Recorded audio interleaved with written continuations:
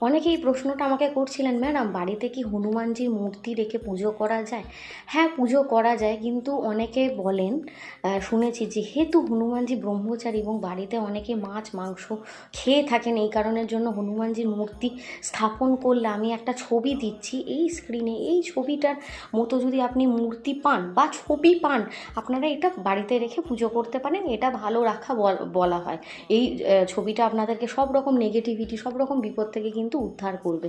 কিন্তু হাতে পর্বত নিয়ে যাওয়া বা পঞ্চমুখী হনুমানজির মূর্তি কিন্তু বাড়িতে না রাখাই ভালো। বিশেষ করে অফিস বা দোকানে আপনি এটা লাগাতে পারেন নিজেদের সৌভাগ্য বৃদ্ধির জন্য। কিন্তু বাড়িতে হনুমানজির মূর্তি আপনারা অবশ্যই রাখতে পারেন একটু পরিষ্কার পরিচ্ছন্ন জায়গা, যেখানে মাছ মাংসর ছোঁয়া লাগবে না এবং যেখানে গন্ধও যাবে না, সেরকম জায়গায় হনুমানজির মূর্তি স্থাপন করবেন। যেখানে পুজো দেন সেই জায়গাটাও সবসময় পরিষ্কার রাখবেন এবং তার সাথে সাথে আমি যে ফটোটা দিয়েছি সেই ফটোর হনুমানজিটা আপনারা পুজো করতে পারবেন।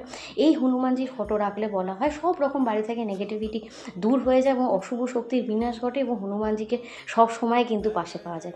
তো সবাই হনুমান জয়ন্তী কালকে পালন করুন এবং তার সাথে সাথে কমেন্ট সেকশানে জয় বজরংবলী কি জয় লিখতে একদমই ভুলবেন না।